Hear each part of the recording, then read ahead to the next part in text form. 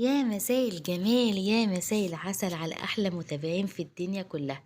لو عجبكم الفيديو ما تنسوش اللايك والشير وتفعلوا الجرس وتعملوا كومنت يوصلكم كل جديد. النهارده يا حبيب قلبي هنعمل معاكم الاكله اللي بيحبها كل العيال، اللي بيحبها الكبار والصغيرين. هنعمل مع بعض البانيه بطريقه سهله خالص وبسيطه. انا عملتها بقى لاني انا بموت في حاجه اسمها بانيه، وقلنا ايه نغير ايه الروتين اللي هو الفراخ والصواني وكده. يلا نسمي الله ونقول مكوناتنا. معانا بصلة قطعناها تلات بصلات قطعناهم ناعم. معانا الفراخ اهيت، خلينا الصدر بتاعها دي نص فرخة مخلي، عليهم حبة فلفل اسمر. ده بقى الكنتاكي بتاعنا. ماشي. معانا الدقيق، معانا توم مفروم، معانا بيضتين، معانا الفيجيتار بتاعنا، معانا عصير ليمون، معانا خل، معانا نص كوبايه لبن. زي ما انتم شايفين ده مقدارنا بالشكل اللي انتم شايفينه ده. وده الفيجيتار بتاعنا، وده الفراخ بنص فرخه مخليه بالشكل اللي انتم شايفينه دلوقتي. احنا هنعمل الفرخه كلها، هنعمل اللي الصدر هنعمله بانيه، وهنعمل الدبابيس برضو بانيه. ماشي. زي ما انتم شايفين دي مكوناتنا في الصوره اهيت، كل المكونات قدامكم اهيت.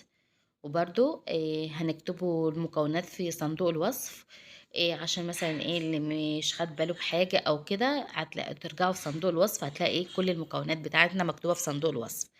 يلا بينا نبدأ. هنجيب بولة،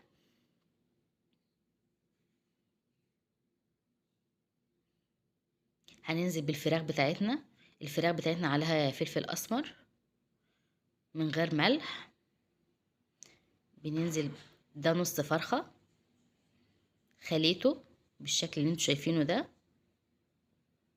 عشان تخلوا الفراخ كويس لازم تكون طالعة من الفريزر، عشان تعرفوا تقطعوها شرايح وتبقى الشرايح رفيعة.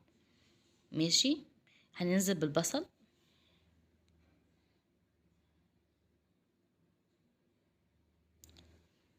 هنقلب الفراخ مع البصل كده ونشرب الفراخ بالبصل. البصل بتاعنا عليه ملح عشان ينزل المية اللي فيه. دي التوابل بتاعتنا اللي هو فلفل اسمر والسبع بهارات وتوابل فراخ، وعليها برضو الملح بتاعنا، وعليها شطة حراقة، شطة حراقة على حسب الرغبة. ماشي.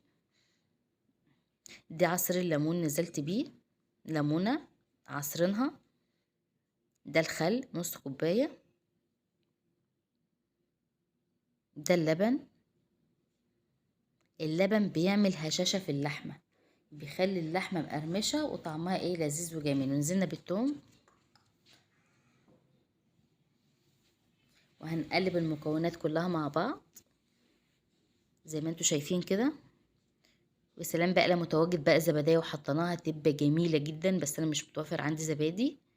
دي الخلطة بتاعتنا يا حبايب قلبي. هنسيبها بقى في التتبيلة بتاعتها على الأقل ساعة. ماشي.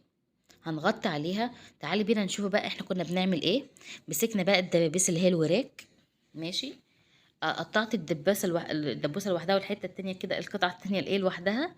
وعملت فيها فتحات وحطيت عليها بصل وبهارات وكده، وحطيتها على النار زي ما انتوا شايفين، عشان تطيب شويه نص طياب كده، عشان تقتل عرق الدم اللي في في الفراخ، عشان لما تتحمر تبقى طيبه ومقرمشه معانا. ماشي. هي كده خلاص. هبدأ اطلعها،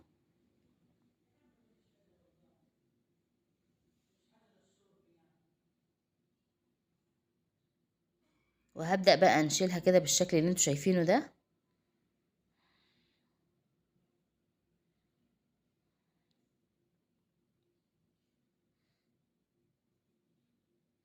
هرجع بقى اضيفها على الخلطة بقى عشان تتبل.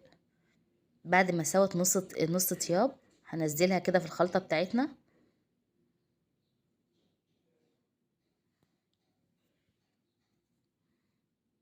واقلبها بقى عشان تتشرب من التتبيلة بتاعتنا. تسلم الايادي بجد والله. طب جربوا الطريقة ديت وهتدعولي. واول دعوة منكم ليا، يا ربنا يرجع لي عيالي وفك كربي يا رب، ورجعهم لي وانصرني بيهم، امين يا رب العالمين. طبعا عاملة فراخ ده معاكم في يوم جمعة. طبعا ويوم الجمعة النهاردة يا حبايب قلبي الدعوة مستجابة. يا ريت تدعولي ان ربنا يكر عيني بيهم يا رب. معانا بقى البيض، هنكسر البيضتين بالشكل اللي انتوا شايفينه ده، وهننزل عليهم بفلفل اسود ورشة قرفة، وهنقلبهم. هنبدأ بقى ننشل الفراخ بتاعتنا من التتبيلة اللي هي فيها بعد ما عدى ساعة. هننزل بقى كل التتبيلة دي من على الفراخ، ونطلع الفراخ كده لوحدها.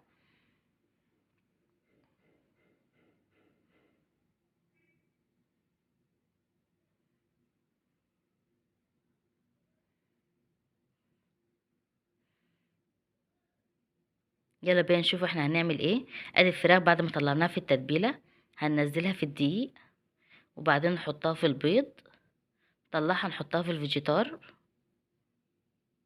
ب- بعدين نحطها في الطبق. نرجع نكرر العملية في الدقيق، وبعدين في البيض، نحطها في الفيجيتار، نرجع نحطها في الطبق. هنحط زي ما انتوا شايفين برضو في الدقيق، في البيض، الفيجيتار، ونحطها في الطبق، برضو في الدقيق، في البيض، في الفيجيتار. وهنقعد نكرر العملية لغاية ما نخلص خالص كل الكمية اللي معانا علبة بقى اهي، هنرص فيها الفراخ البانيه بتاعتنا، وهنحطها في التلاجة عشان تبقى جاهزة معانا عند التحمير، عشان نبقى اعمل سندوتشات لاطفالنا وهم رايحين المدارس وكده، تكون جاهزة معاكم. وده الدبابيس برضو عملتها بالشكل اللي انتوا شايفينه ده برضو، وهنرصها برضو في العلبة. دي البانيه ودي الدبابيس، بس انا هرجع برضو احطهم في الاخر في علبة واحدة، بس انا كنت بوريكم يعني ماشي انا بعمل ايه. دي بحطها بقى عندي في التلاجة تكون جاهزة على ايه، على التحمير وكده. يا حبايب قلبي يكون الفيديو بتاعنا خلص.